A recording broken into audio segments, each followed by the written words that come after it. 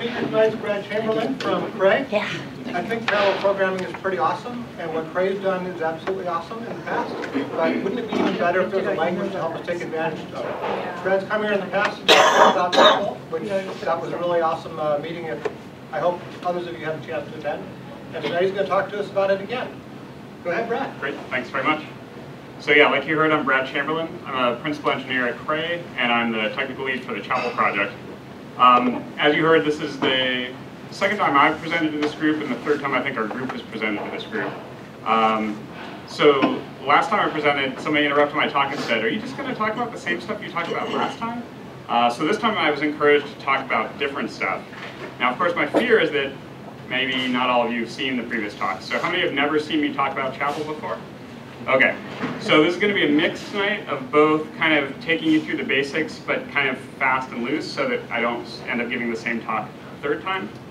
But then I'm also going to be diving into some more details than we've had a chance to get into in this forum before. And that will be both in kind of the base language, which you can think of as like the C++-like part of the language, as well as the parallel parts of the language, so the things that are more specific to Chapel. And the other thing I want to do is encourage you to interrupt me with questions as we go, and I will cut content or speed things up or whatever it takes to get you out on time.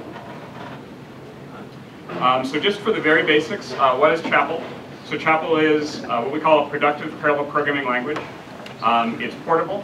It runs not only on Crays, but on clusters, on the cloud, on laptops. It's designed to run on pretty much any hardware. It's open source, so it's licensed by the Apache 2.0 license and available on GitHub. And it's a collaborative effort like any good open source project.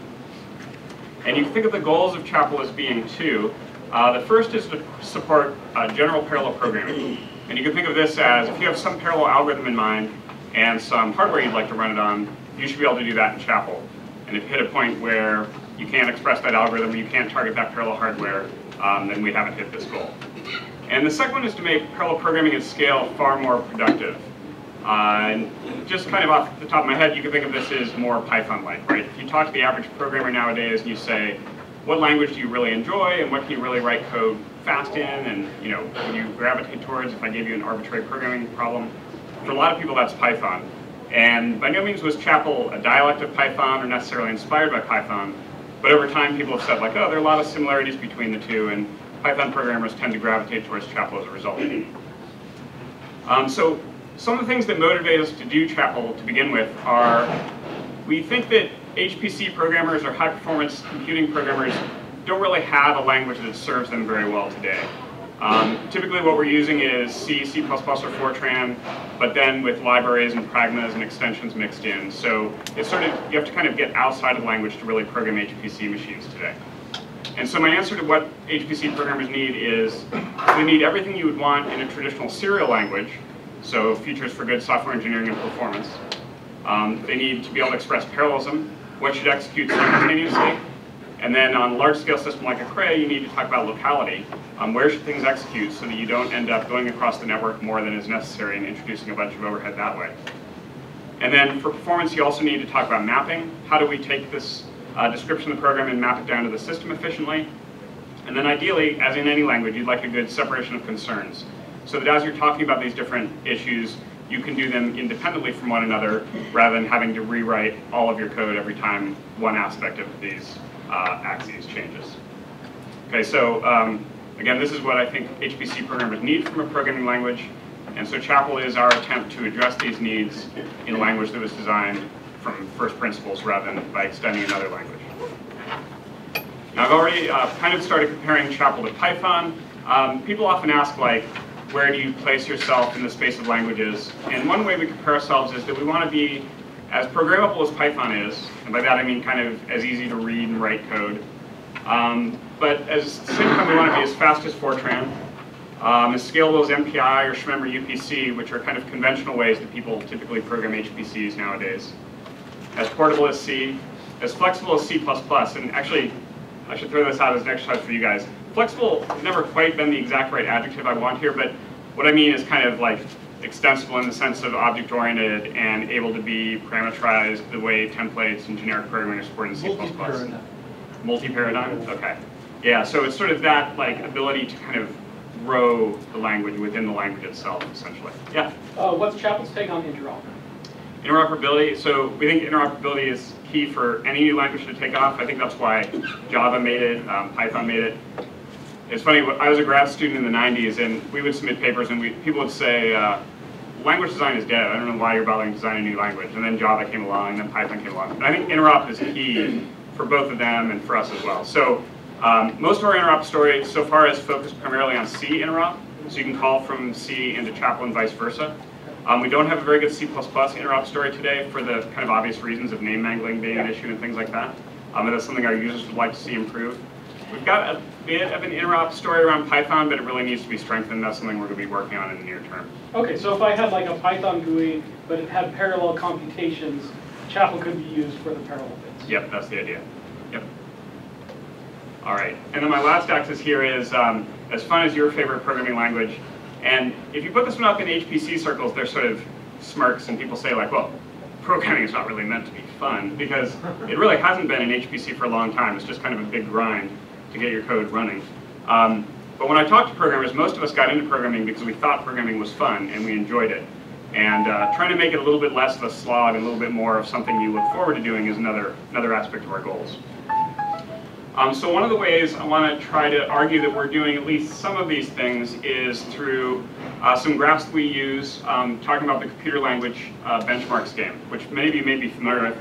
This is an open source site. It's got something like 13 toy benchmarks. They're all pretty small and simple, but the nice thing about the site is that it accepts entries in a number of different languages, and you can compare those languages in terms of speed, which I'm showing along the y-axis here.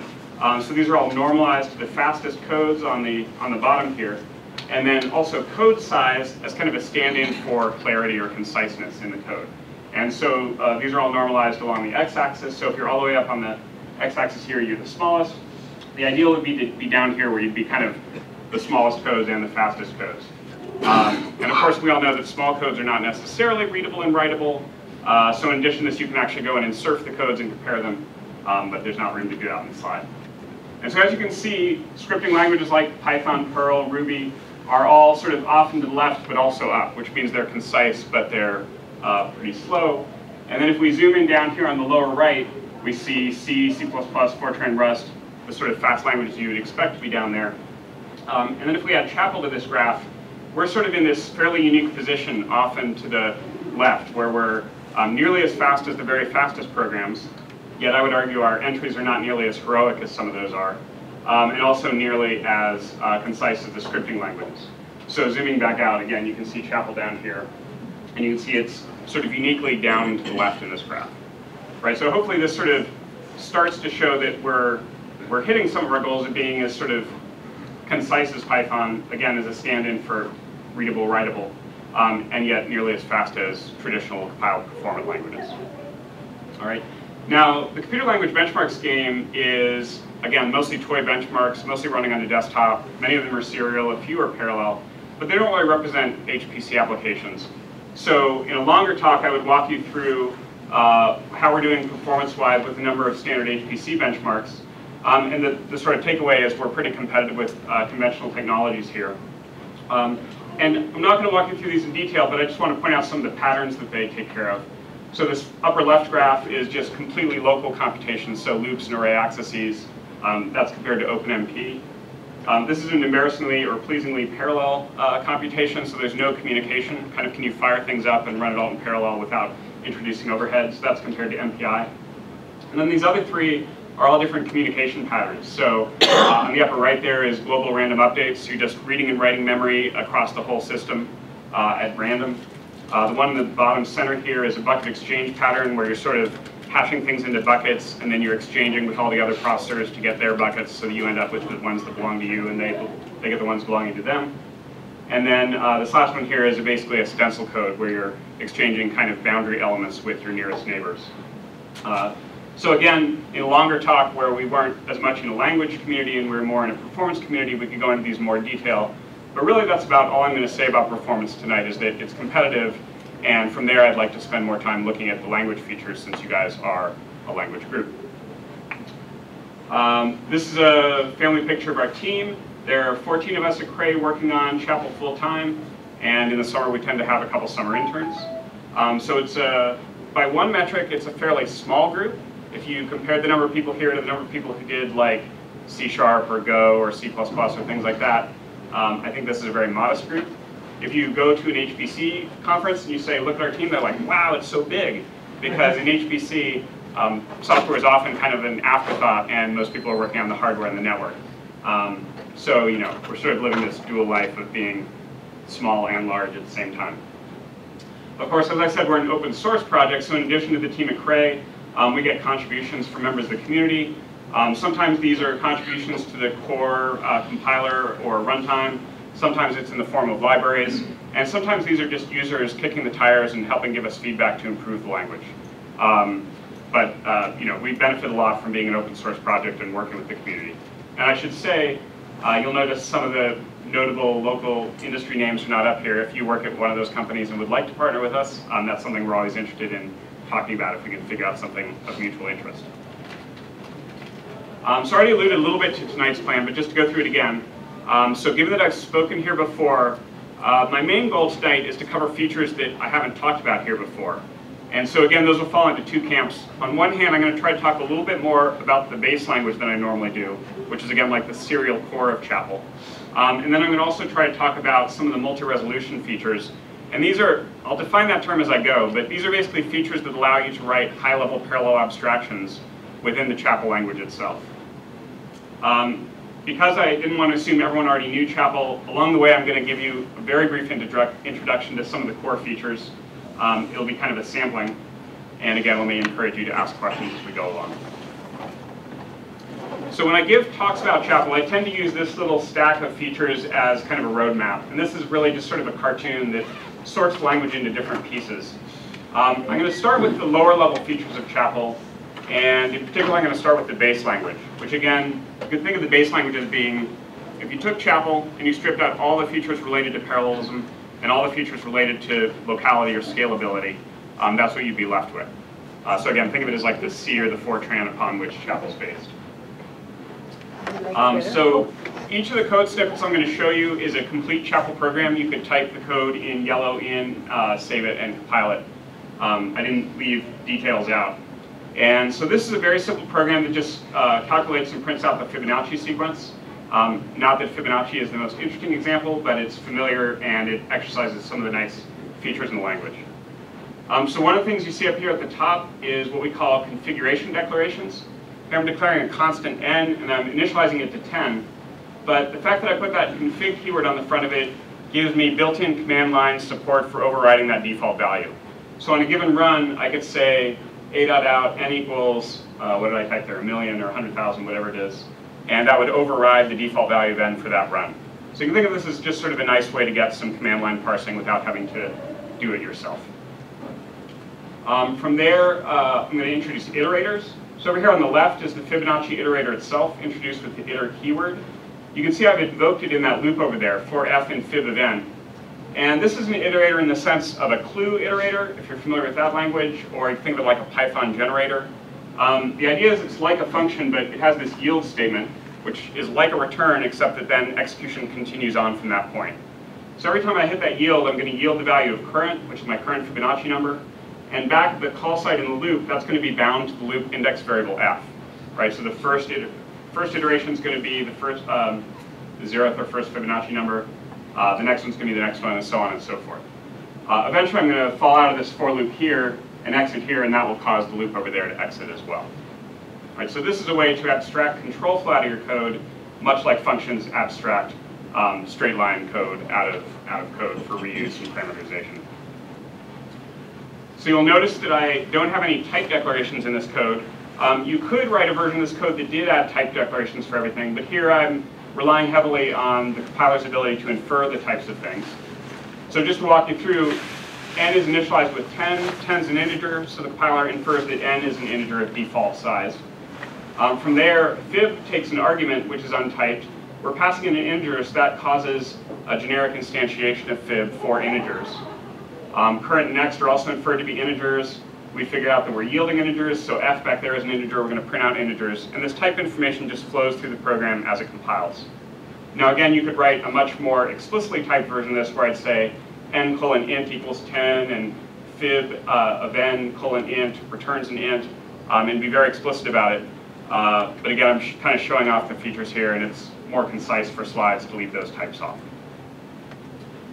So this is just a single iteration over an iterator. We also have what's called zippered iteration, which is when you're iterating over multiple iterable things simultaneously.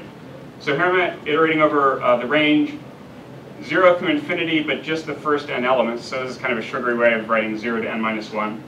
And then fib of n. And so what's going to happen is those are going to be bound to the index variables I and f. I'm going to print those out as I go through, and now my output is slightly more descriptive as I run. We also have, as you've just seen, ranges, types, values, and operators built into the language. So this is the range 1 to n, which says, 1, 2, 3, 4, 5 up to n.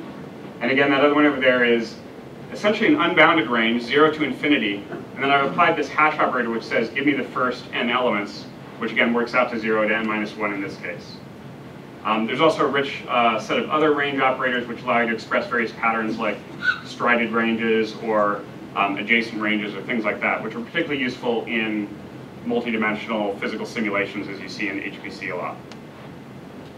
We've got tuples. So here the things being yielded by the zippered iteration are detupled into I and f. We could also store those as a single variable of tuple type. And that's your very, very brief introduction to the base language. And this is the way I usually start out my talks. But next I'm going to go into a few other features in the base language that, again, I think might be of particular interest to the C++ community. But before I do that, let me just pause, see if there are any questions so far. Yeah? To compute fib, it has to be done in sequence, right? You can't go to throw at all. That's right. So this code is a completely serial code. And again, I chose it just because it shows off the base language features. Could it be done in parallel? No. Yeah, but not very well. Yeah, right. No, fib isn't a great parallel computation. I just want to make sure I understand the scope of Chapel's parallelism. It seems like it concentrates, it's mostly about hardware parallelism on a single machine and not distributed computing. Or is it both? It could be both. I will say that our current implementation tends to assume fairly homogeneous machine resources. Mm-hmm. So if you had a bunch of, say, Linux workstations connected by InfiniBand or Ethernet, you could use Chapel to compute across those. What we don't have the ability for today in our compiler is to generate, if you have different instruction sets on different computers, we don't have the ability to create sort of a hybrid binary that would be x86 on one computer and some other instruction set on another. So that's a case that the compiler doesn't support today, but there's nothing about the language that wouldn't support that given a sufficiently sophisticated compiler. Okay, so it doesn't assume like shared memory or anything? No, no, not at all. Definitely designed for distributed memory programming, which is the norm on HPC systems like those that Craig sells. Yeah. Can you compile for GPUs? That's a good question. So the question was, can we compile for GPUs? There has been some work with academic collaborators targeting Chapel to GPUs, so it can be done. Our current master branch and release, if you were to grab them today, does not target GPUs, and that's something that we keep deprioritizing in favor of other things, which then sometimes turn out to be a bust, and then we regret not having done GPUs sooner. We expect to really focus in on GPUs in the next year or two, probably. And I should also mention, a lot of people, when they say GPUs, they just instantly think NVIDIA GPUs, which is the way I answered that question as well. I should mention that we have partners at AMD who have been looking at targeting Chapel to the AMD APU, which is kind of a CPU-GPU combination, a bit more of a unified architectural design. And that code is not yet on master as well, but they're working on getting that onto master. So if you're interested in AMD GPUs, then that may be along sooner than NVIDIA. Yeah, good question though. All right, let me go on. So again, that's the way I usually talk about the base language.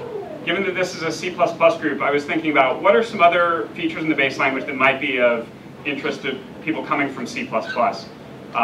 So one of them obviously is objects, right? So I don't usually emphasize it in my talks because it's pretty orthogonal to the parallelism locality, but Chapel is an object-oriented language. It's not a pure object-oriented language, I would say. If you were a C or Fortran programmer, you could use Chapel and never touch the objects and probably be fine. We have two types of objects in the language. There are records, which give you value-based semantics, and then classes, which give you reference-based semantics.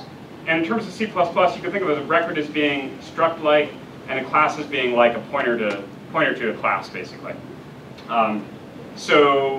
I've written the same circle object using both records and classes, and then I've written some code here that could be applied to either one of these, depending on which one I typed in. But you get pretty different semantics. So in particular, when I have this assignment here, if I'm using the circle records, that's going to be a copy, because again, the records give you this value notion. So if I assign one circle to another, I'm going to get a new circle out of it. But if I use the classes, like using pointers to classes in C++ or Java classes, this gives you two references to the same object. So then if I reassign the radius of the original circle and then print out the area of the other circle, in the record I would get 1.0 because I basically have made a copy and I haven't modified that copy. If I'm using classes, they're both referring to the same object, and therefore both are going to see the modification. A lot of people think, like, why do we have both of these? I guess I would argue that classes are what sort of traditional OOP programmers expect in terms of dynamic dispatch and inheritance and things like that. But coming from an HPC background, a lot of times we're really concerned about memory utilization and how things are laid out. And so records give you much more control over the memory of your program. If I declare an array of objects in their classes, it's essentially an array of pointers off to heap allocated data, conceptually at least. If I declare an array of records, I sort of know that I've got dense, it's like an array of structs, right? Dense data laid out in memory. And again, as an HPC programmer, a lot of times we want to know about those kind of things and control them. The flip side of that coin is with records, you don't get things like inheritance and dynamic dispatch and stuff like that. So they're more limited, right? So those are some of the object features. We also have generics in the language. And I should say, none of this is to say, like, a lot of this show kind of equivalence to various features in C++, not try to make out that we're better or even very different in a lot of ways. So these are a lot like generic classes and generic functions in C++. We sort of decided to do away with the angle brackets and mix together the sort of static information, the types and what we call parameters, static constants, with the dynamic information like variables. And you know, sometimes when you're designing language, you think, this is a great feature, I know this is going to be great, people are going to love it. And other times you're very nervous about a feature. And I'll say that when we went down this path of getting rid of the angle brackets in C++, we were very nervous. Like, would this be too weird to mix kind of compile time information, runtime information together, just sort of willy-nilly? And I have to say that I think it's worked out really well, and we wondered if users would get confused or balk, and generally speaking, people seem really happy about it. So here I've got a class representing kind of a simple array implementation, and I've got a param, which again is this notion of a compile time known value that represents the number of dimensions. So whenever I declare a new instance of class, I have to specify the number of dimensions using a value that the compiler can understand, like the integer 2 or an expression that it can compute at compile time. I also have this type element type, which says, you know, what's the type of the array element going to be? And then I declare this variable field size, whose type is a tuple of integers, where the size of the tuple is based on the number of dimensions. Okay, so this gives me the very basic fields of a class that I might want. Chapel supports default constructor, or we call them initializers, on classes and records. So even though I haven't declared a constructor here, I can invoke sort of a basic constructor that just has an argument per field here. So in the first case here, I'm setting the number of dimensions to 2, the element type to string, and then the size to be 100 by 200. And the next one I'm saying, give me a 3-dimensional array of reals that's 500 elements in each dimension. So again, in C++, you can think of that numdims and element type as being the kinds of things you put in angle brackets. Again, here we've just kind of mixed them together. Question? Are your variables, once instantiated, highly typed? Yeah, so I should have said that earlier. So we have this type inference notion in the language, but all of the type inference is done in compile time, and all variables have a single static type for their lifetime. And so in the case of, on your previous slide, the records and the classes, you couldn't intermix those of hijack circle 2 and assign a record to it instead of a class. That's right. So first of all, I couldn't declare both these types in a single scope because I'd have a naming conflict. Right. But yeah, the compiler is very, very strict about type checking, as in C or Fortran or other performant languages. And again, the reason there is we didn't want to pay any overhead at execution time for dynamic typing, duck typing, that kind of thing. And we also didn't, frankly, want the kinds of safety concerns that can get you into where you can have a type error sort of, you know, an hour into your run that you could have gotten compile time with static checking. So yeah, so all variables have single static type determined by the compiler throughout their lifetime. And again, in these generic cases, So size may have a different type from one instantiation of array to the other, but again, that's just sort of generic programming like you're used to in C++. And so using classes with inheritance, you could actually do some polymorphic type stuff? Yes. Okay. Yeah, so if you wanted polymorphism or something that was a little bit more dynamic in terms of the typing, class hierarchies would be the way to address that in Chapel. Yeah. Saw another hand over. It's interesting that with your numdims times int, it's expression that it seems to be evaluated at compile time. Is there a lot of, is compile time evaluation in C++, at least old C++, you would do that through template metaprogramming. In Chapel, is that done in a more direct way? Yeah, so there is support for kind of the equivalent of template metaprogramming, and I'll show a little bit of that in a slide or two. But generally speaking, so this is actually, these are some of the first type declared variables I've shown you, and the syntax again is colon type. And these type expressions, by and large, tend to be, because we're a statically typed language, by and large, they tend to be static expressions, so things the compiler can reason about. Okay. There are some exceptions, though. Our arrays, for example, the bounds of the arrays can use runtime values. So I can have an array 1 to n, for example, where n is a value not known until execution time. And in that case, what the compiler does is it sort of decouples the static information, like this is a 1D array of reals, which knows a compile time, from the dynamic information, like what are the bounds. And in fact, we carry around runtime type information for the arrays so that we can do things like bounds checking if you opt into that, and it's on by default. Okay. All right, so this is my example of a generic class. Similarly, I could write a function that's generic. Here I'm defining a procedure named myPow or myPower. This is kind of a silly function, but I just needed something that could fit on the slide. It takes a type argument, and then it takes a variable of that type t, and then it takes a param, which again is a compile time known value exponent, although there's not a really deep reason for that in this example. And so I can call that, for example, saying like, let's compute an integer power 2 to the 2, or a real power pi to the 3rd. And again, you can see that the type and the static information and the execution time information are all kind of just jumbled together, and the compiler kind of sorts it out. Yeah? Does Chapel support operator overloading? It does, yes. Okay. All right, yes. I noticed, okay, you have to be explicit about the type argument there, whereas in some languages you can infer the type from the type of the second argument. Yeah. Does that work, or do you have to be explicit about the type always? So you don't have to be explicit. Again, this is sort of a simple, silly example that I wanted to just kind of show you how you would do the equivalent of angle brackets in Chapel. So the way I would really write this typically is I would leave off that type t argument. I'd say x colon question mark t, which says x can be any type, and let's call that type t for the body of this program. And then these calls could just be 2 to the 2 or pi to the 3rd. The other thing that's weird here is there's no reason for that exponent to be a compile time known value. This was me coming up with trying to come up with a 5-line compelling example and couldn't come up with one, so I just put together kind of an artificial one. So yeah, this is not the way I would typically write Chapel. Again, just trying to show off some of the features. If this compile time will flatten the code? So that's actually what this param here means in this loop, is normally we would just say for I and 1 to exponent, but because exponent is a param, that allows us to say, hey, I'd like you to completely unroll this loop for me. Now again, there's no real reason to do that in an exponent function, but yeah, this code will be essentially completely flattened. Whether or not it's inlined is kind of up to the compiler. You could also throw an inline keyword on the front of it to force it to be inlined. Does that answer your question? Yeah, okay. Was there another question? It was the same one. Okay, great. So again, this is sort of the equivalent of an angle bracket function in C++, if you will.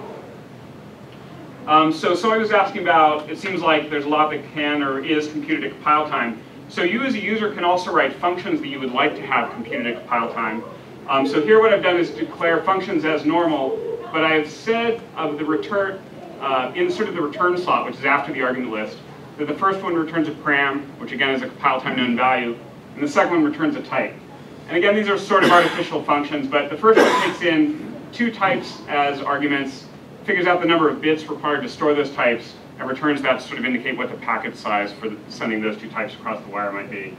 And the second one says, for a given compilation environment, which Chapel integer type is equivalent to a C integer? So I'm basically taking the C integer type, taking the number of bits of it, and then our int type is parameterized by a param. So essentially this is going to give me the chapel type that corresponds to the C integer type. Again, these are a little bit artificial, but the point is that if I'm writing functions that only operate on types and params and other functions and operators that accept and return types and params, all of that computation will be done at compile time, and it's sort of guaranteed in the language. In fact, if you try to do something with like an execution time value and return that in a param function, it would say like, well, I don't know this at compile time, so you've made a mistake essentially. So this gives us pretty rich compile time metaprogramming-like functionality, a lot like what you guys are used to in C++. But again, in a way that at least stylistically I find a little bit more integrated language and less kind of angle brackets upon angle brackets. But again, that's just my taste. Let's see. The other thing I wanted to say is, I showed you the configs before, which were a way to have command line arguments on your executable to override variable and constant values. You can do the same thing with params and types, make those into configs, and then when you're compiling your program, you can override those. So you can think of these as kind of like a pound define that's built into the language. So here I'm saying, this is a parameter, the number of bits I want to store per integer. It defaults to 16, but maybe on a given run I'd want to set it to 64 when I compile. And I could have a configured type that says my element type, by default it's going to be an int parameterized by the number of bits per int, but on a given execution, or on a given compilation I could override that and say, well, let's use 32-bit floating point values as my element type. So again, a way to go in and override values that are sort of defaulted in your code, but you might want to change from one compile to the next. Some other metaprogramming kinds of things. We already saw an earlier example of this, the param for loop. This one's a little bit more interesting because in this case I'm looping over a heterogeneous tuple. And normally in a statically typed language I couldn't say just for I in that tuple because each iteration of I would have a different type. But by putting this param on here, again, that's going to say essentially fully unroll this loop such that each iteration is bound to a distinct param I. And therefore the first iteration can be an int, and the second one can be a real, and the third one can be a string, and the fourth one can be a tuple. And so I can write code like this that says, for example, I is whatever its value is, and it has type, and then I can query its type and print that out as well. And again, even though we're a statically typed language, this will work because I've essentially leaned on this fully unrolling loop capability to do it. Some other things I'm not illustrating here, they're conditionals you can force to be folded at compile time by using param expressions as their test expression. And we also have this pretty rich use of the void type, like the void type in C++, but you can actually compute on void types, and they sort of collapse down to void expressions. So it can sometimes be a way to optimize a field out of an object, or to optimize computation out of a function by just kind of feeding in void types and having them all collapse down upon themselves and disappear by the time you get to execution time. Yeah. Question. So would I be able to do that for param expression with data that was only available at runtime, or would it have to be available at compile time? So the type of the data would have to be known at compile time. So for example, you could do things like iterate over all the fields in a record where the fields of the record were different types, but their values wouldn't be known at execution time. But yeah, because of statically typed language, we would have to know the type ahead of time. Right. A case kind of that butts up against that we've been wrestling with recently is data frames are really hot in the Python community right now, and a lot of our users are saying like, can we get a data frames module in Chapel? And if you know data frames, it's kind of like a Excel spreadsheet practically, where each column is potentially a different type. Right. So that gets into interesting challenges because you don't know what your column types are typically at compile time. So that gets back to the question about polymorphism. We're talking about using a class hierarchy to represent the potential different column types. So you get polymorphism that way at the expense of some dynamic dispatch. But it runs afoul of this. Like, why does Python get away with it? Because it's dynamically typed. That's more of a challenge for us. And you don't see data frames in many statically typed languages as a result of that. Good question. We also have a reflection module, lets you ask questions like, can this function or method be resolved? Or as I mentioned, like iterate over all the fields in this record and give me their names or their types or things like that. So it's a pretty rich set of reflection features. We expect this to keep growing over time as users' demands keep coming in. But I think this is really key for modern languages. And then this is kind of my catch-all slide of other things I'm not going to have time to get into tonight. So we have error handling. It's based loosely on the Swift model for error handling, if you're familiar with that. We have modules, which are kind of our code container, like namespaces. We have overloading and filtering between overloads to determine which one is best. The procedures have default arguments and argument intents and keyword-based argument passing. We have argument type queries and some limited pattern matching and other stuff as well. Oh, I didn't mean to animate this. So I don't mean to imply that everything is absolutely perfect. Some of the things that are not ideal or not done yet in the base language. So as typical HPC people, we were really, really naive about object constructors on our first pass. So we're going back and fixing some of the mistakes we made there. The new feature is called initializers. That's a feature that's just coming online as we speak. And it's kind of one of the big things that's just kind of not the way it should be in the base language today. Another thing we're pursuing is today if you're using classes in Chapel, it's like C++, you have to explicitly new and delete things. And of course a lot of modern programmers coming from Pythons or Javas or Rust are really used to not having to manage their own memory and not having to deal with those kind of errors.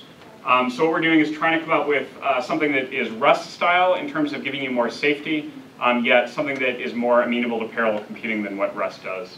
And that's something that we're currently working on designing and implementing.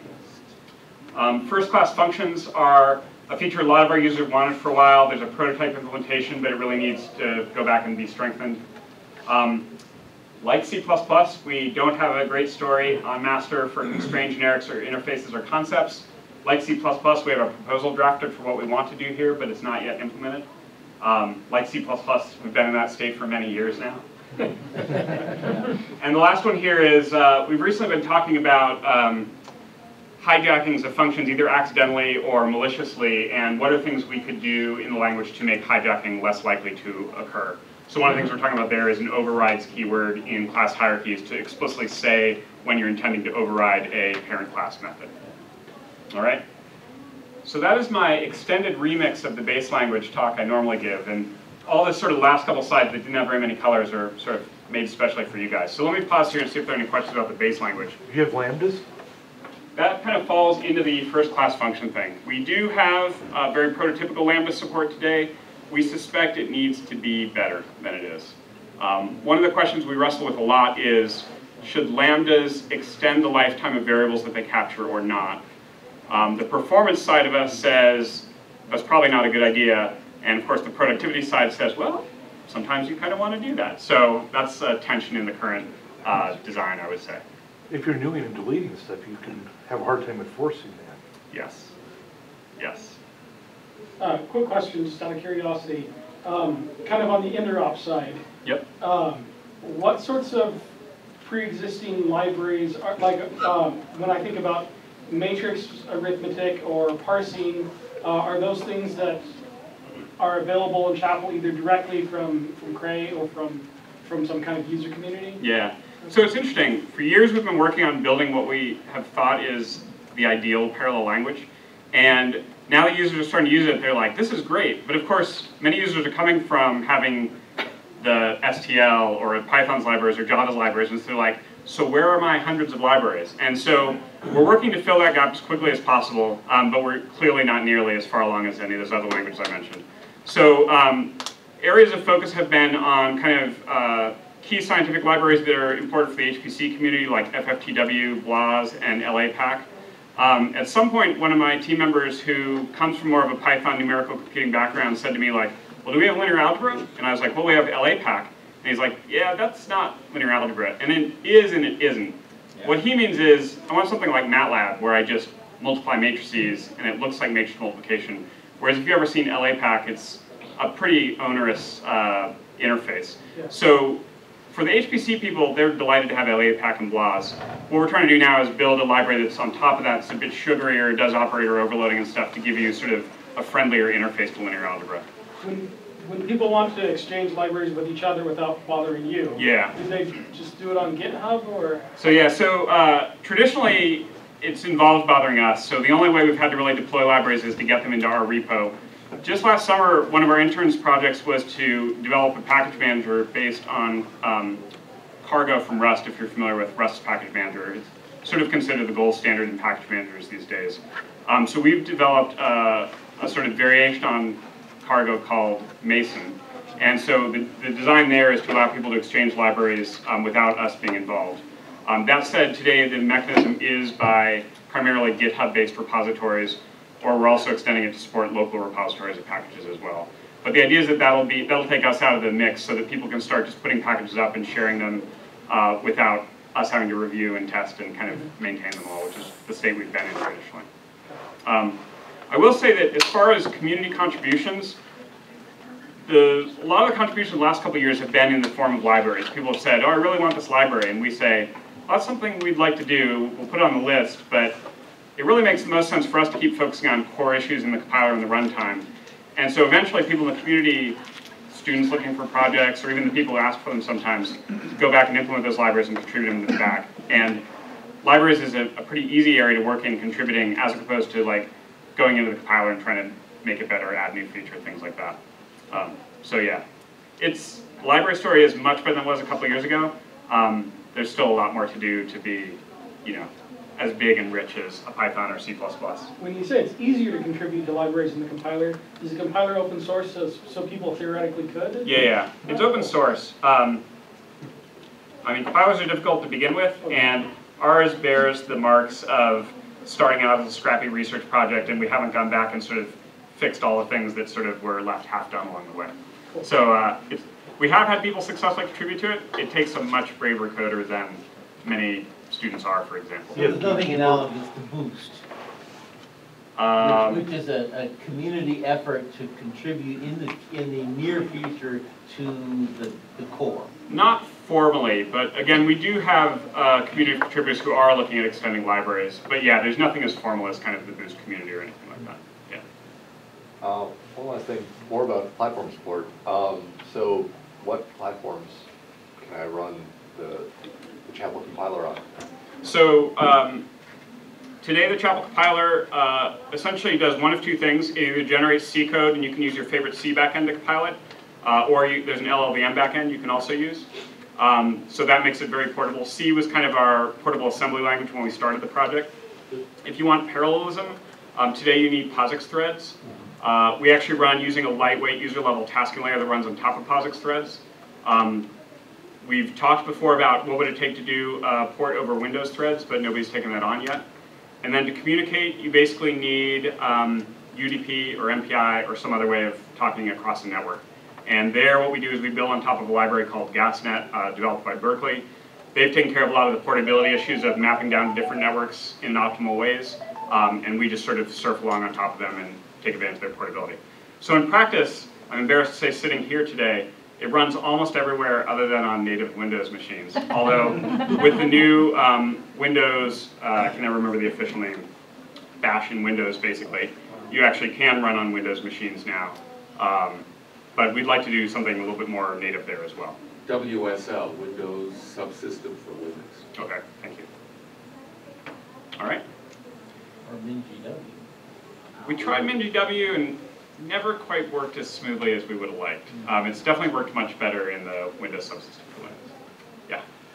Well, what kind of support do you have for pointer twiddling and low memory access and bit twiddling? So, so the question was, what support do we have for bit twiddling and pointer manipulation and things like that? Well, let me start with the pointers. We purposely designed the language not to have pointers in it. Of course, in the implementation, we use pointers under the covers. So like I talked about how classes are like a pointer to a struct. In our implementation, of course, that's really what's going on. When we get to interoperability with C, which people were asking about before, there, of course, you sometimes need to be able to have pointers get passed in or out. And so there's sort of an extension to the basic types of language where you have like C integers or C pointers to values or C void pointers or things like that. And there are ways to cast from Chapel types into those types. But we tend to not use those so much in sort of Chapel code proper and more at the interfaces to things external to Chapel. We do have bit-oriented operations, but they don't really give you a memory view of things. It's more like bit twiddling on integers and things like that, if you will. Okay, how about, because of the platform interop, it's a big Indian, little Indian. So most of that is factored out of the language itself. The main place that shows up is in the I/O subsystem, and there are ways to talk about doing binary I/O with either big or little or native endianness. But the language itself is endian neutral and will run on either platform. Either endianness, I should say. Okay. All right. So with that, let me turn the page and let's start focusing on the aspects of Chapel that make it Chapel, the things related to parallelism, the things related to large-scale computing. And again, I'm still in the quote-unquote lower-level portion of the language, and I'm going to talk next about task parallelism, which is about I'd like to create one task to do this and another task to do that, and locality control, which is talking about where things should execute and where things should be allocated. And before I show code, let me just introduce a notion of what we call a locale. A locale is a type and a set of values in the language that essentially represent the machine resources on which you're running. It's probably simplest to think of a locale as a compute node. So if you're running on a cluster, if you're running on 16 nodes, think of each of those 16 compute nodes as being a locale. And we basically say in the language that locales can run tasks and they can store variables, which means they basically have to have processors and they have to have memory. And the other thing is that anything co-located within the same locale is going to be relatively cheap, and anything that crosses locale is going to be more expensive. So typically you can think of this as you have to go across a network, that introduces overhead, and that's what happens when you move from one locale to another. Let's see, what else do I want to say here? When you start running a Chapel program, the entry point, main, is essentially running on locale number 0. And then it's up to you as a programmer to do things to spread the computation out across your system resources. All right, so let's look at an example. This is another complete Chapel program, and this one's basically just going to do a big distributed memory hello world, where essentially every core across your machine is going to print out its own little hello world message. So I'm going to start up here with a loop, and I'm looping over this variable called locales. This is a built-in array of those locale values that I just talked about. So again, when I run my program, I say, run this program on 16 locales, or here I'm doing it on 2 locales, I guess. And what's going to happen is that built-in array has a number of elements equal to the number of locales I said to run on, and each one of those elements corresponds to one of the compute nodes on which I'm running. So this loop style is a co-for-all. Previously we saw a for loop. The co-for-all is basically a way of getting task parallelism, and you can think of it as a concurrent for-all loop, if you will. So what's going to happen with the co-for-all loop is, where the for loop was a serial loop, just doing the iterations one at a time, the co-for-all loop is going to create a distinct task for each iteration of the loop. So if I had 10 iterations, I'm going to get 10 tasks. If I had 1,000,000 iterations, I get 1,000,000 tasks. And here I'm saying, iterate over the locales array and create a different task for each element there. So essentially I'm going to get a number of tasks equal to the number of locales on which my program is running. Now this next statement is what we call an on clause. This is how you control the locality or the affinity of your program as it's running. So as each task hits this, what this says is run on the locale corresponding to, in this case, this locale value. So again, I've created a task per locale, and now I'm saying, hey task, move to your corresponding locale. So now I have one task executing on each of my compute nodes. And this is what we call an HPC SPMD, or single program multiple data execution. So from there, I'm going to refer to my system resources again. The variable here, or the identifier here, refers to the locale on which my task is currently running. And this is a way to introspect about the machine on which you're executing. So for example, at the top here I'm saying, what are the number of processing units for this locale I'm running on? Basically, how many processor cores does it have? So if I was on a 4-core machine, I would get the answer 4 back. And the other one I'm doing down here is, what's the name of this locale? So like, what's the name of the node on the cluster, for example? All right, so I query the number of cores up there, I store that in num tasks, and then I'm going to use another co-for-all loop to create more tasks. And here I'm just saying, over the range 1 to num tasks, or the number of cores that were on this system, create another task. So again, I create a task per compute node, and then each one of those queries the number of cores and creates a task per core. So I have nested parallelism now. And then each one of those is going to print out a little message saying like, I'm task number 2 of 4 running on this node named such and such, right? So this is again my distributed memory hello world. And again, this is a whole Chapel program. You can type this in and run it. It's a really good way to see what the names of all the compute nodes on your system are if you don't have a better way of doing it. So down in this task parallel feature is something that's not going to show up in today's talk, is that tasks can coordinate coordinate with one another in Chapel. So in some programming models, tasks are sort of cooperatively scheduled, but they never actually interact with each other. In Chapel, tasks can have producer-consumer relationships, or they can operate on shared data. And we do that through atomic variables, a lot like C++'s atomics. Also on what we call full empty variables, which have producer-consumer semantics associated with them. So reads and writes block if the variable is not full or empty as it needs to be for that operation to complete. Again, we're not going to really get into those tonight, but it's important to know that they're there for completeness sake. Yeah? Is the lock variable accessible in its own right? So I could be on one locale and reference another locale because I've got my hands on it? Yep. So through just normal lexical scoping, in fact, I think you were predicting my next slides. Through normal lexical scoping, you're allowed to refer to any variable you can see, just sort of reading up through the code, regardless of whether that happens to be local to your locale or remote. And yeah, that is my next thing. So I mentioned when I run a Chapel program, I start running on locale 0, and anytime I hit a variable declaration, that's going to be allocated locally by default. So I declare an integer I, that's going to be stored in locale 0 because that's where that task happens to be running. Then I use this on clause to say, well, let's go over to locale 1, and I'm going to declare a variable j, so that's going to be allocated in locale 1's memory. Then I'm going to use one of these coforals, same idiom we saw in the previous slide, create a task per locale. So I'm running a task on every single locale. And then if I hit a variable declaration, I get a k variable on every single locale. So each task has its own private k. And again, this is just through normal lexical scoping. So people sometimes ask, like, well, how would I refer to my neighbor's k's within these loops? And the answer is, well, you really can't, because just reading up through the code, you only see one k, which is your own. But you can imagine doing other things just stored into a shared variable such that you could potentially. So I want to know who's over here. So I can then do computation like k equals 2 times I plus j. And of course, this is still going to be executing by every task simultaneously across these locales.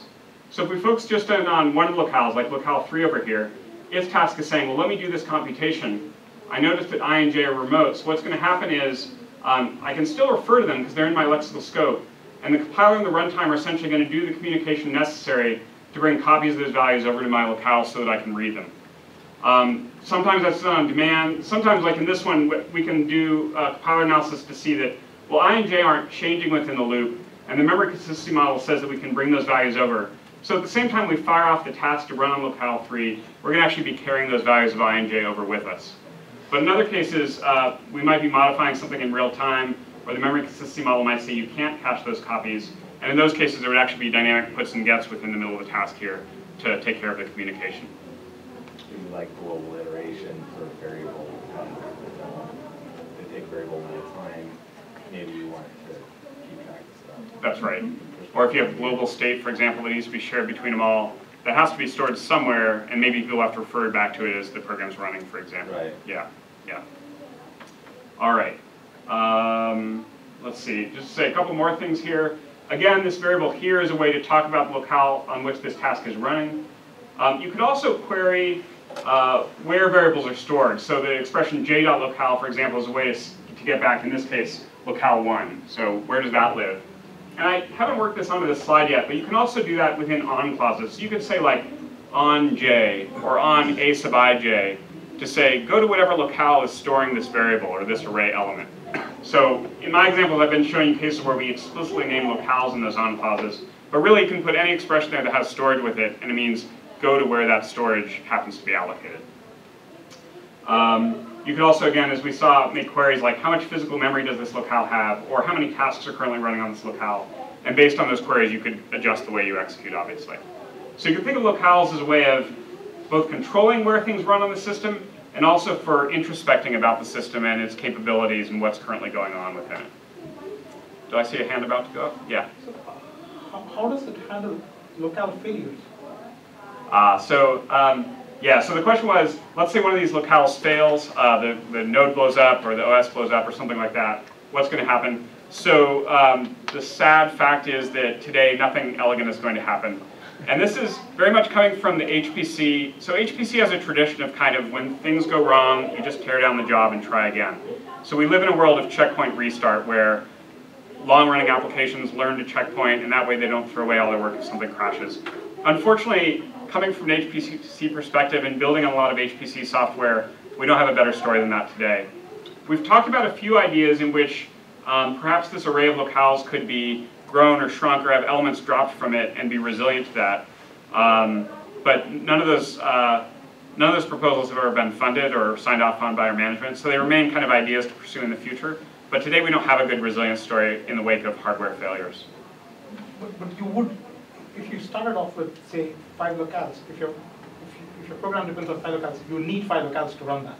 You may need 5 locales, You yep. cannot do it 4. Right, potentially. I mean, it depends on the program, right? Some programs might be able to do with more or less. And so typically, let me put it this way. It's pretty rare, and I would argue poor form, to see chapel code that says on locale 4, for example, because that would require you obviously to have 4 locales. More typically what you're doing is things like this, where you're iterating over the locales array abstractly, or you have distributed data structures, which we will see in a minute, and you talk about how those are mapped down to the locales. But typically you're not naming locales explicitly. And so most chapel codes are actually independent of the number of locales, at least at the start of their execution. Now the main challenge I would say we have is, if a node goes down, there's data stored on that. If you're not doing anything fancy with respect to data replication or storing duplicate or triplicate copies of things, then it gets into a question of, well, how do you restore that data that you've lost that was stored in that node? And that's really where I would argue, other than checkpoint restart, HPC doesn't really have a good solution there, and we've sort of inherited that lack of a good solution, if you will. And which is a fair thing to do. It's a fair thing to do, and it's sufficient for most HPC programmers, but certainly coming from cloud computing environments where people are used to elasticity and more dynamicism, it seems a little bit brittle maybe. But I mean, it works for us, I guess, is what I'd say. And I think there's potential to improve it over time. Bunch of other hands up. Sure. So just a little bit more, just asking for a little bit more detail. If a node fails in the middle of like say that co-for-all loop, right? What exactly would happen? Would the entire program just stop saying like there's a node missing now or something like that? More or less, yeah. So I mentioned we run on top of the GasNet package, which does our communications for you. So GasNet sort of, in seeing a node goes down, typically figures it out, okay, halts all the other copies of the program. You sometimes get a good message saying like something went awry, and sometimes things just kind of disappear on you. But to our credit, it's pretty rare that like a process is left running on a compute node. Like typically it's all torn down. You know, for better or for worse, we clean up after ourselves as we're tearing it down. Yeah. Are locales actual physical resources, or can you have virtual locales, such as basically a single core processor and you go multi-threaded on it? Because you could be I/O bound and you want to be doing some other stuff. Right, right. So that you could map multiple locales to a compute node. We typically don't do that in practice, primarily because our implementation and our programs tend to assume a one-to-one mapping of locales to resources. And while you could oversubscribe that resource, from a performance perspective, we typically assume that we own the whole thing. One of the things we'll get to, time permitting, is a notion of what we call locales with sublocales, or locales within locales, to talk about, for example, different NUMA domains within a compute node, or perhaps GPU versus CPU resources within a compute node. And that's kind of one of the advanced topics I'm hoping to get to tonight, time permitting. But yeah, so yes, you can oversubscribe locales. In practice, we don't do it very often. So just to go into more detail about what a compute node is, yep. Is it a CPU? Is it a core on a CPU? Yeah. So yes. So it could be any of those things. Typically, it is, we typically make it the, what does a compute node mean to us? It's sort of the largest unit of the system that shares memory typically. So on a Cray, it's typically a multi-socket node that shares memory but has different NUMA domains, where there's sort of a cost to being sort of in the same NUMA domain versus a different one. But you still share memory, so you don't need to go over the network or communicate, or you can use just pointers as opposed to what we call wide pointers, which is like locale 3 in this address. Right. If you're within the same locale, you can just use shared memory. So that's typically what we do. Yeah. But you could, again, getting back to oversubscribing, you could say, for example, I'm going to have each NUMA domain be a locale, or you could say, I'm going to create a locale per core. But typically, we don't do that. Typically, as you saw in my previous example, we don't just run one task per locale. We usually have multiple tasks running per locale, and we rely on the runtime of the operating system to load balance those tasks across the cores. Yeah. So if I have like a 10-core CPU, that's that going to would be one one locale. Typically, yeah. Because it's all one memory pool. That's right. That's right. Yeah. Suppose I've got 8 virtual machines sitting up there in the cloud somewhere. Okay. How easy would it be for me to set it up so that I could run a chapel program with each of those as a different locale? That should be fairly straightforward. I will say that we have done a certain amount of running Chapel on AWS. We have looked into what it would take to run it on Azure and on Google's cloud, and it doesn't seem like there are any barriers. At the same time, we haven't dived into that yet. Okay. And that's, if somebody wants to collaborate in that area, that's something we'd love to work on. Azure does support RDMA, and Yep. you know, we've done HPC loads in Azure that match similar to what we've done Yep. on-prem. So, yeah, I think it would be a natural fit. Yeah. We don't have the resources, well, we don't have the accounts on Azure to get it running, and we may or may not have the cycles to do it. But again, if any of you guys work on Azure and you want to look into this, and I'm saying it wrong, I apologize, Azure, that's something we'd love to collaborate on. So I guess my question is, if I'm a novice at Chapel, Yep.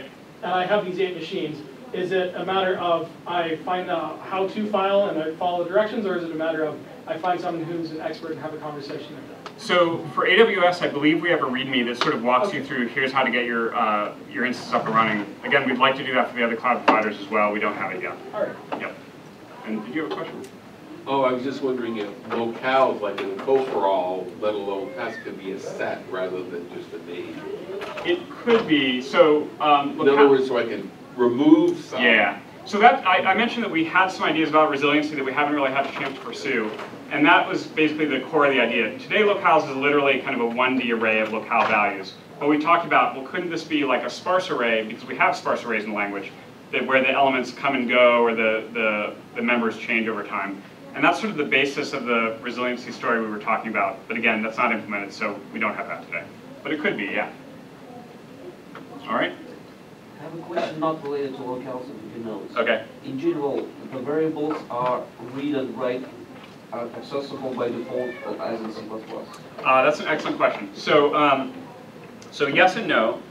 When I declare a variable like I up there, yes, it's readable, writable, just like in C++. When you cross a boundary that introduces parallelism, like this Coforall here, there's some subtle semantics that don't really show up on this slide where, depending on the type of the variable, it may get passed into those tasks in various ways. So integers like I and j, for example, when they cross this Coforall loop, what happens is a shadow copy of that variable is created that has constant intent. So you're not allowed to modify I and j within that loop by default. And this is to prevent the most basic race conditions where somebody, for example, says I plus equals 1 in the center of this loop. And if multiple tasks are doing that simultaneously, values can get lost because you can do a read, read, write, write kind of thing and lose one of those updates. Now, if you don't want those semantics, like the copy in const by default, there's a way to override the default semantics on that loop and say, like, I'd like to pass I in by reference, or I'd like to copy it into the task and then copy it back out again. And so those are options that are available to you. As I alluded to, each type has different semantics for how it's passed into a parallel region by default. So if you have an atomic variable or a synchronized variable, those are variables whose very nature is about coordinating between tasks. So those are passed by reference by default into task functions. And similarly, arrays are passed by reference into task functions because, well, not because races can't occur on arrays, but because it tends to be very expensive if you're copying large arrays all the time whenever you enter a parallel section.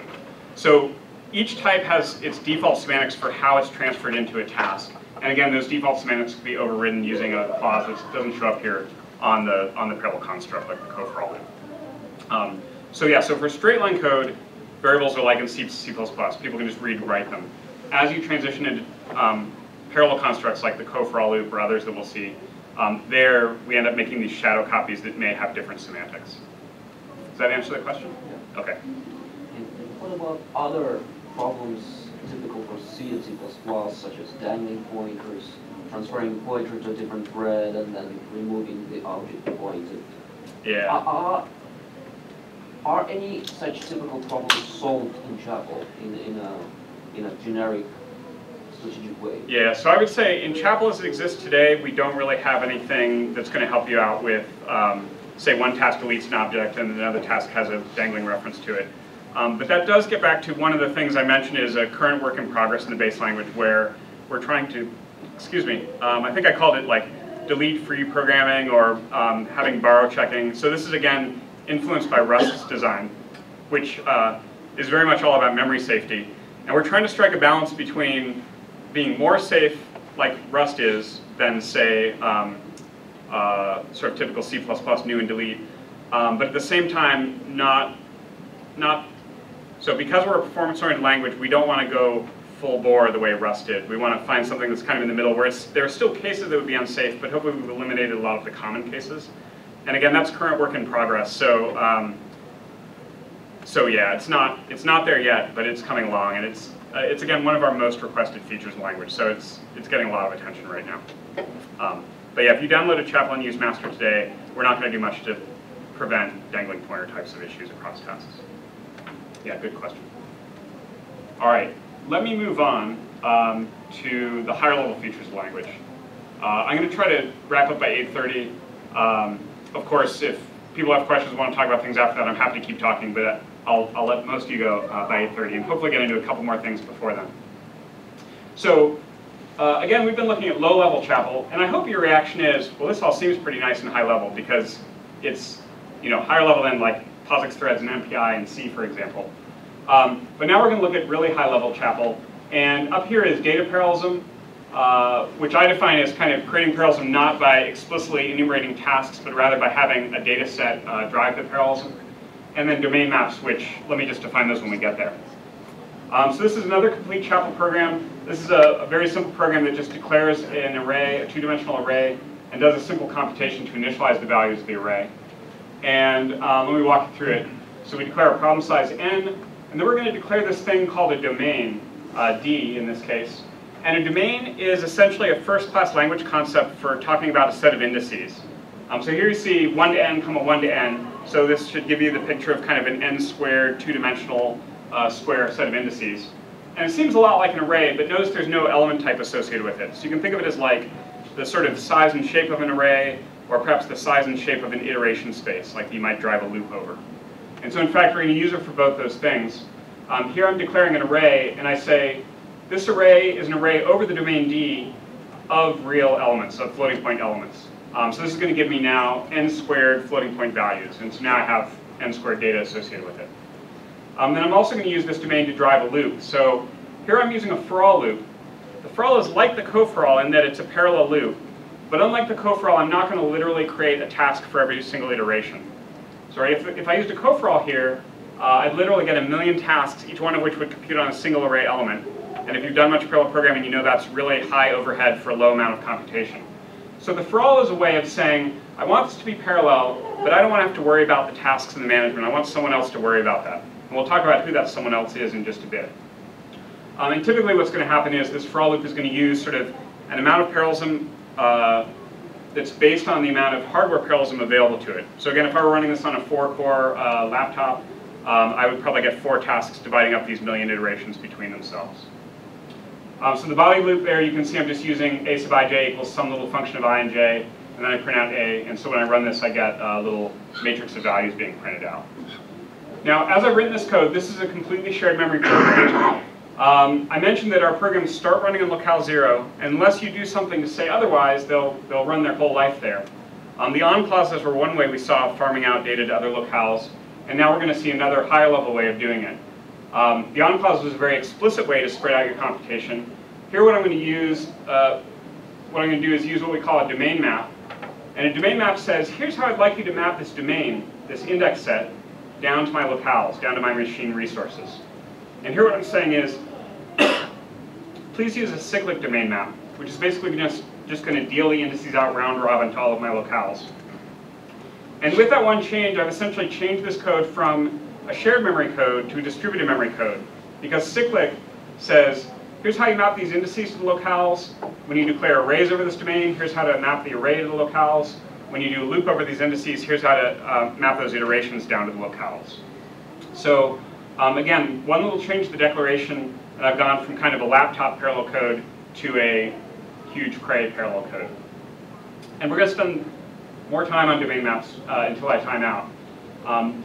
But let me just dive into this a little bit. So a lot of people, when they see this, they say, oh, this is going to rely on some sort of magic compiler, which of course is the worst insult you can hurl at a language.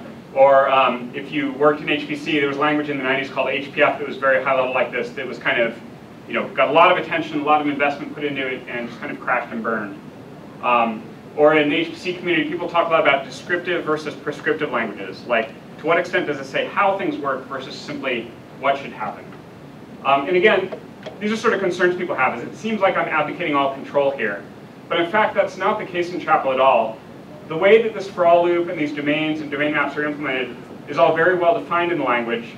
And you as a user can control those details to specify how the computation is mapped down to your architecture. And this is part of the phrase I threw out in my title, and I think once or twice since then, of what we call our multi-resolution philosophy. Hello. Hello. Can you hear it? Oh no! Some kid got a hold of the microphone. Actually, you have wireless stuff up there, see? I'm going to see if the room next Yeah, to there's another party. Hi, how Yeah. are you? Hello. It was hilarious. Testing 1, 2. We're making more noise than they are. Maybe. I don't know, they had rock and roll going earlier. So. Yeah. All right, so let me define this multi-resolution philosophy through motivation. So I would say that most ways we have to program HPC systems today are very low level, very explicit, very control oriented. We tend to build parallel architectures and then we figure out, well, what do we need to take advantage of this architecture? And so we come up with things like message passing or OpenMP. And they sort of express what the architecture can do, but they don't really give you much abstraction. So after a while you start to say, why is everything so tedious and difficult? Or why, when the architecture changes, do I have to rewrite my program into new notation or something like that? Now, not all HPC languages have been this way. There have been higher level languages proposed, and a couple key ones that I was invested in the 90s were HPF and ZPL. And these were much higher level and sort of took you away from the architecture and had some nice portability properties as a result. But ultimately, you had no kind of manual override to get down close to the target architecture when you needed more control, either because the abstractions failed you, or the compiler let you down, or your algorithm simply needed it. So coming into Chapel, we were sort of trying to figure out how do we thread this needle and not end up in one of these camps or the other. And what we came up with was this thing, I call multi-resolution philosophy, which is we're going to have lower level features like the TaskPros and on clauses we've seen that are closer to the architecture and give you more explicit control over things. But we're also going to have higher level features like these domains and arrays we've seen that give you more expressiveness and more productivity, but without taking away that control. And the way we're going to do that is we're going to implement those high level features in terms of the lower level features so that they're all intercompatible. You can move between the different levels of language as you need to. And also so that you can extend the language by building your own abstractions up at that high level within the language itself. Okay, so again, this is what we call our multi-resolution philosophy, the idea being you can move between these different views of the architecture, either lower level or higher level. So let's go back to my data parallel example. When Chapel sees a for all loop like that one, it has very specific rules about what it does. It's going to say, well, we're iterating over D, and all objects you can iterate over define a parallel iterator, which says, here's how to iterate over me in parallel. So when I declare D here, it has a type, and its type, part of which is its domain map, is going to say, here's how you do parallel iteration over me. So before I declare the domain map up there, again, we use this default domain map. And the default domain map says, when you iterate over one of my domains or arrays, you're going to create a task per local core, and then you're going to chunk up the indices or the array elements across those tasks just using a normal blocked pattern. Okay? So that's what this code would do. Again, if we ran on a 4-core machine, we take those million elements, chop them into 4 slabs. Each core would run one of those slabs. Now when I added the cyclic thing, cyclic again is a domain map that targets multiple locales. And so when its iterator says, for each target locale, create a task per core, and then block the local indices owned by that locale across those tasks. And again, it's going to deal the indices out in a round-robin fashion. Okay, so by changing the domain map, I essentially changed the type of D, and therefore I changed the parallel iterators over D. All right, so then you can ask, well, what if I don't like these iterator strategies? What if I need something more dynamic, or that divides up the iterations in a different way? And this is where the multi-resolution philosophy comes in. So you could write and call your own parallel iterator. Rather than just iterating over D, you could write a parallel iterator that sort of defined how you wanted to iterate in parallel. You could use a different domain map. So maybe cyclic isn't what you want, but maybe block is. Or if you're really macho, you could write your own domain map, which says, well, here's how you want to map this array and these domains down to the architecture and iterate over them and things like that. All right, so let's walk through these one at a time. If you want to write and call your own parallel iterator, well, it's a lot like writing a serial iterator, except that there's some special stuff in the argument list that I haven't told you about to sort of distinguish between the overloads of a serial versus parallel iterator. And within there, you can then start using parallel constructs. So for example, I could say, I'm going to define this parallel iterator using a co-for-all. I'm going to compute some chunking of the index space that was passed in, and then I'm going to just serially iterate over that and yield those elements out. And so then when I write a for-all loop over an invocation of my parallel iterator, I can call into this and get multitasking firing using a for-all. Okay, so this is sort of the equivalent of writing a serial iterator for a for loop. We just add some more arguments here to kind of tell the compiler, hey, use me in a parallel context, and then the compiler will map for-all loops down to this overload of the iterator. I mentioned that we have zippered iteration in Chapel, and that applies to parallel iteration as well. So you can iterate over multiple collections in parallel. And this gave us a challenge for the first several years of the project, because we're like, well, you know, my parallel iterator thinks it knows how to iterate in parallel, and this array A may have a completely different way of iterating in parallel. How do we reconcile those two philosophies about how to do the iteration?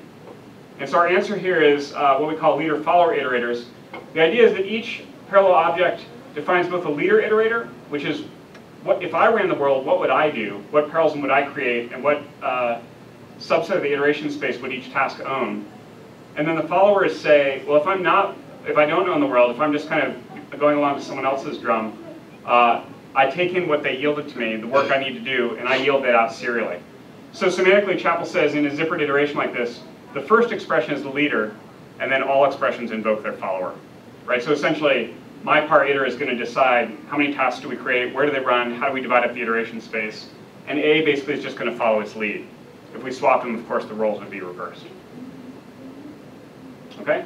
So this is, if you want to define parallel iterators in Chapel, again, you can see this, it's an extension of the serial iterators I talked about earlier, but now you can throw parallel constructs into them and invoke them in for-all loop contexts.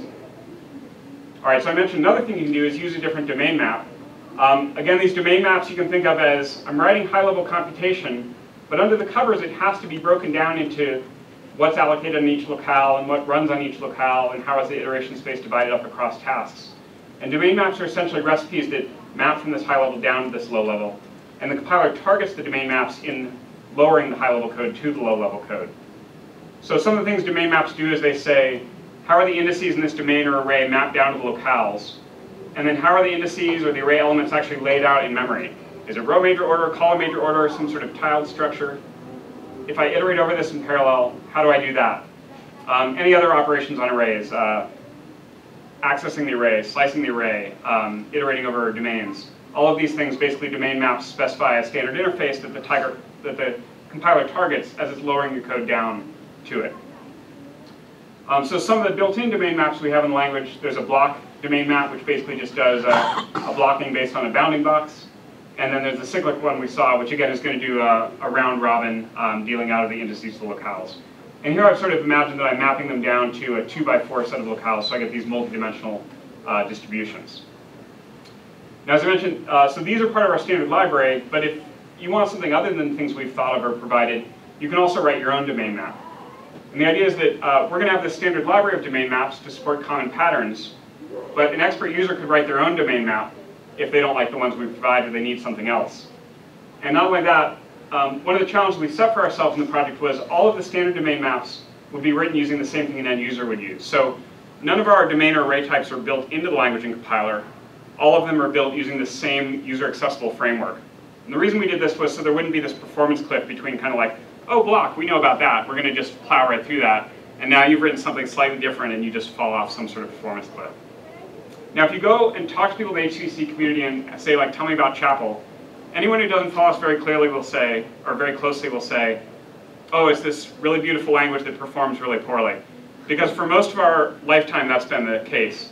And the main reason was because of this. We set this high bar for ourselves, and it's taken a lot of work to get this whole framework optimized to the point that we can compete with C, C++, and Fortran, essentially. But within the past 12 months or so, we've finally closed that gap. And again, that's why I showed you those performance slides at the beginning of the talk. So if your HPC friends say that to you, you should say, no, I understand this better now. You should go back and take another look. All right? But again, this is the reason. We sort of said, we're going to eat our own dog food here. Every single array in Chapel is going to be implemented using this user-facing domain map framework, and we're going to make sure it works well. Question? Again, so Are domain maps defined, like, are they sort of evaluated at compile time, or do they have access to runtime information? Good question. So it's a mix. In fact, that's a good lead into this slide. So if you're writing a domain map, you're going to essentially write 3 descriptors, or classes, if you will. Basically just objects that meet the standard interface that we expect. And so the types of those domain maps are known statically, again, because we're a statically typed language. And that allows us to do things like inline all of the loops over the domains and arrays to make sure we get really fast implementations of them. But of course, the details of how the domain map executes could be execution time. So things like the bounds aren't known until execution time. The set of locales you're running on typically isn't known until execution time. And you could even do dynamic things like you could inspect the data, and based on the data, you could distribute it differently at execution time. So sort of the type information, like I'm going to use cyclic or block or my magical dynamically load balancing domain map, that choice is made statically. But then the details of how that is implemented and what happens could all use dynamic information. Can I inspect the locales? Yep. Okay, because my question was like, let's say we're doing distributed computing in a heterogeneous environment. Yep. And we want to allocate more data to our big nodes and less data to our little nodes. That's right. Yep, so you can do exactly that. So most domain maps that we've written take an array of locales to target in as one of their optional arguments. And within that constructor, you could basically go out and make a bunch of queries about these locales and come up with, okay, I think this kind of ratio would be the appropriate way to load balance the data. And then it could make all its choices based on that, for sure. Yeah. All right. I'm rapidly running out of time. I don't know that I want to talk through this whole slide. Again, you're going to create one object for the domain map itself, like I am the cyclic distribution starting at this index, mapping to these locales. And then you're going to define a class for a domain, which is, if I'm a domain declared of that cyclic distribution, how do I store a set of indices? And then you're going to declare array, which is, if I'm an array declared over that domain, how do I store the array elements? So part of the required interface is that the domain map has to say, here's how to create domains over me, and the domains have to say, here's how to create arrays over me. And other than that, the interfaces are things like, how do I access the array? How do I iterate over it?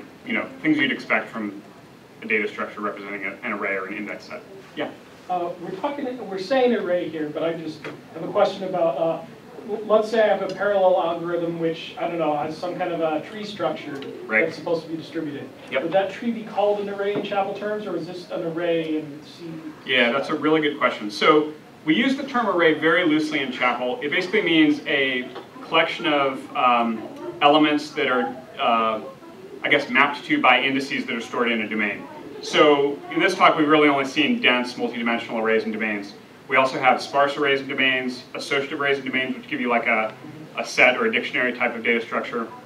And there is a notion in language of what we call opaque domains, which are designed for more like pointer-based data structures.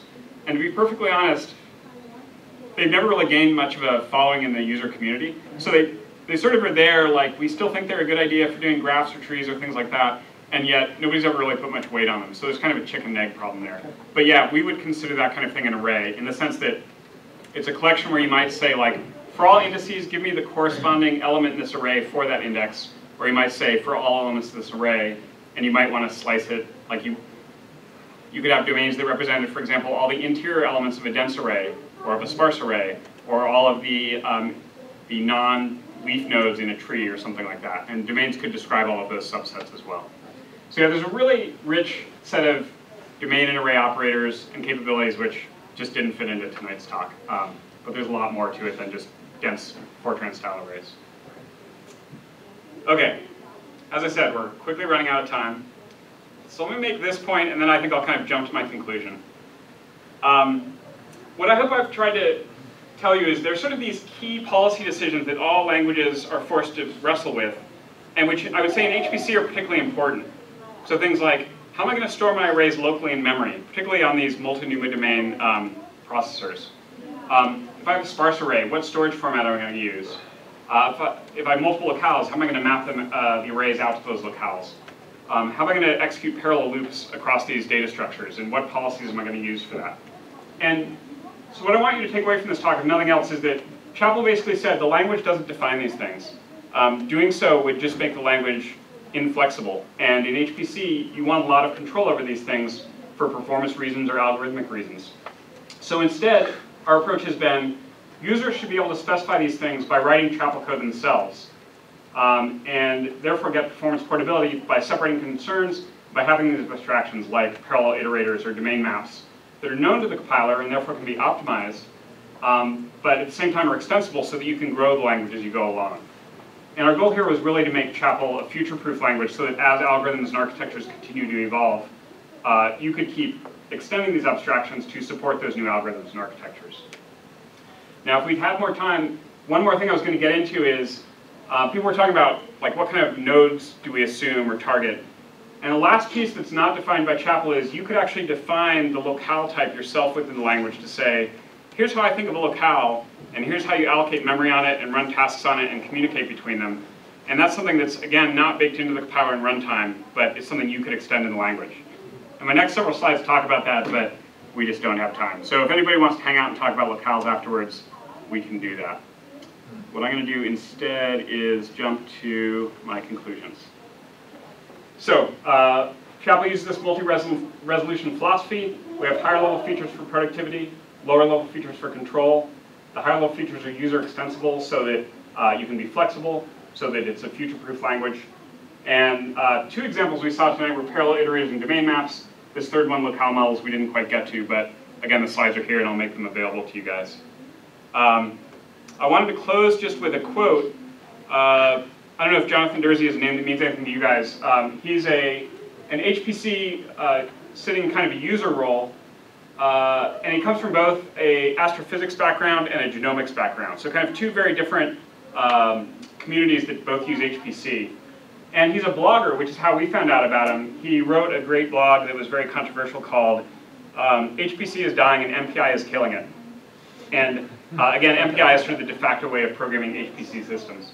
And his argument was like, you know, the world is using Pythons and Sparks and Swifts and all these kind of more and more productive languages and notations. And in HPC, we just refuse to evolve. We're so focused on hardware and so focused on speed that very few efforts are trying to do what Chapel's trying to do here. And he called us out in that blog as being an example of somebody trying to do something different. And we had never met him before, and it generated a lot of clicks for us, and we were really happy. So we have an annual workshop, and we invited him to give a keynote last year. Even though we never really met him, we didn't really know what he was going to say. And he's not really bought into Chapel necessarily. He just sort of knows who we are, or knows our technology, I should say. And he ended with this quote, which was great. So I'm going to leave you with it tonight. He said, "My opinion as an outsider," which is to say someone not sort of bought into Chapel, "is that Chapel's important, Chapel is mature, and Chapel's just getting started. If the scientific community is going to have frameworks for solving scientific problems that are actually designed for our problems, they're going to come from a project like Chapel. And the thing about Chapel is that the set of all things that are projects like Chapel is simply Chapel." So we were kind of like, oh my gosh, like what a great quote. We have to use this in our talks, and so there it is. With that, it's 8:30. Last couple slides here, again, will be more useful for you offline, although Google will get you to most of these as well. So pointers to our website, our social media, suggested reading if you want to read things, just kind of resources to look at if you need more information. So with that, if you need to go, please don't let me hold you up. But again, I'll take a few questions, and I'll stick around up here for people who want to wander up and talk about other stuff. Where'd the name come from? Oh, the name. So Chapel was spawned by a government program that basically said, as a country and internationally even, we're very good at building faster and faster and faster machines, and we're really bad at making them more productive. So this program was called HPCS, which stood for High Productivity Computing Systems. And Craig was a member of this program, and the project overall, which was looking at both hardware and software, was called Cascade. So Chapel stood for Cascade High Productivity Language, and then we threw in some vowels to make it pronounceable. And to be honest, it was one of these cases where, so my mentor who came up with the name, we were all like, that's a terrible name. Like, we don't like it, and who needs religious connotations in their language name, and yada yada. And he goes, okay, well just think of a better one then, and we'll use that. And like, you know, it didn't happen fast enough, the name stuck, and like a lot of names, at some point you just, like I've become numb to it over time. But, was it Burton? Yeah. It wasn't Burton, it was David Callahan, who you might also know. He worked at Microsoft for a while after leaving Cray. But so it was kind of Burton, David, and me were sort of that was sort of the original organization of the Chapel project, and so it was David that came up with the name. But Burton was involved in a lot as well, yeah. So I don't know a whole lot about scientific computing, but I have the sense that they often work with really massive data sets. Yep. If you're working with data so large it can't fit into one locale's memory, Right. Or even into all the locale's memory, so it goes to storage, how does Chapel approach that kind of a problem? Yeah. So for out-of-core computations, here's what I would like to tell you. I would like to tell you that we have domains and arrays that not only target memory, but also target file resources and disk resources. So in the same way I showed you a distributed array across all of these locales' memories, I could say we could create a distributed array across all these files or across all these disks. Yeah, that would make perfect sense. That's an idea we've had for years, and we have never pursued it. Now, I don't think there's any reason one couldn't do this. So I said you can write your own domain map. I think that a sufficiently motivated user, or me if I ever found the time, could write a domain map that did exactly that. And that as you indexed the array or sliced it, you could basically slice from an out-of-core array into an in-core array and sort of do assignments between them to shuffle data back and forth. And frankly, I would love to operate with files that way rather than the way we do today. So what do we have today? We have, I guess I would say, a slight improvement on like a C-based solution. So in addition to files, we have a notion called channels, which you can think of as like a view into a file. And because we're a parallel language, the idea is that you might open one file but have many, many channels reading or writing from it. So each channel could sort of fseek to a different position, and so we get parallel I/O that way. Or of course you could have multiple files and get parallel I/O that way. But unfortunately it's still very kind of, serialization oriented, as opposed to like, there's a slab of data in this file, I just want to treat it like an array and bring it into a slab of an in-core array. So yeah, another great collaboration area if anybody wants to run with that. Yeah, we haven't had the time to do it ourselves. This is how you would do it, but it's not implemented yet, that's Right. fine, because it means the first person who has a motivation will do it. Yeah. Along those same lines, could you have a persistent domain? Does that make sense? Yeah, we've talked about that as well. And getting back to the resiliency question, we've talked about like a redundant domain where, say, the domain map said, rather than like this is where this index is stored, it's like this is the 3 locales where that index is stored. And so if any of them go down, I could fetch the other ones. And so those are other ideas we've kicked around. And by and large, most of our domain maps are kind of one-to-one mappings in core, fairly static by nature. The load balancing domain map, or I guess it wasn't so much dynamic load balancing, it was more sort of awareness of heterogeneous processors, right? That's something else we've talked about for years. We actually had a user who implemented a variation of that and apparently got it done and then never contributed it back. So sadly that code, I don't know where it is. So we've had instances of people doing these more advanced domain maps. Unfortunately, very few of those are, none maybe, are actually back on master. Yeah. You mentioned you're depend on running on POSIX. Have you thought about doing your own standalone runtime so you can run on embedded IoT devices? We haven't thought because that about way you can go massively distributed. Right. So we have not thought about that ourselves. I'll say that, so I sort of gave you our requirements, and those are sort of our out-of-the-box, like vanilla Chapel requirements. Our runtime is actually designed in a way that there's a tasking interface, there's a communication interface, there's a memory interface, and it's designed to be very plug and play. So like POSIX threads is kind of one of our defaults. I mentioned we also have this user level tasking layer we use. Similarly in the communication layer, we have a few different technologies we can plug in there. So it's architected to be very simple. If someone, if you can say, here's how you create a task, and here's how you synchronize between tasks, and probably 1 or 2 other small things I'm forgetting. Like that's all that's required to run on a new, something other than POSIX threads. But again, working at Cray and being in the HPC community, POSIX is pretty much the main thing we care about. So we haven't pursued other things ourselves. I mentioned the libraries are an easy place to collaborate and contribute code. The runtime is actually the next most easy place because these interfaces are very clean and pretty well defined. So if somebody has a desire to map it to Windows thread or some other sort of threading interface, I think that would be very plausible. We'd be happy to support you in that effort. Technically, that is. The entire point of this is big data, right? Not necessarily. The original point of this was scientific computing, which I would say is less about big data and more about physical simulation, like particle and cell type of codes or crash simulations. Services and crashing them on. Yeah, exactly. Which we do that. And body simulations. So it was really originally designed more for kind of, I I mean, data intensive in the sense of there's a lot of data, but it's kind of computed as you go, as opposed to like read in from files or databases. Now, again, that's where we started out from. Of course, since then, you know, big data has become a huge thing. Hadoop became and stopped being a big thing. Spark's become a big thing. And as we've talked to those communities and those users, they're like, oh yeah, really what I want is something like Chapel if I'm more of a general purpose kind of programmer and less of a give me a framework to live in kind of thing. So we think, and some of our users think, that Chapel is very suited for big data computations as well. But we kind of came about it in a roundabout fashion. It wasn't our main focus from day one. But yeah, I mean, I'm not a big data programmer. But again, as I talk to them, I'm like, well, what do you guys want? If you had your perfect language, what would you want? And as they list things, it's like, oh yeah, I mean, that's kind of what we've done. It's just we weren't as focused on the data/file I/O interface. We were mostly focused on the computational and interlocale communication aspects of the language. What's an example of an app that somebody built with it? An example of an app built with Chapel? So I think my favorite user is Nikhil, and I can't pronounce his name correctly. Sorry, Nikhil, if you're watching this. I say Padmanabhan, but that's wrong. He's a Yale astrophysicist, and so he uses it for his astrophysics codes. He gave a talk at Supercomputing last year, which was a good example of like, here's what I love about Chapel compared to standard technologies. Yeah, he's one of my favorite users to hold up and wave in front of people. But we also have people in AI using it, and I mentioned Jonathan Dersey does genetics, and he's trying to do some genetics things in algorithms. So it's designed to be very general purpose. And I see I'm losing my audience. Again, if you need to go, please go. Thanks a lot for coming out. And I'll keep going until people coming out. So thanks everybody. Let's please say thanks again to Brad. Please say thanks to Aqua who was our pizza tonight.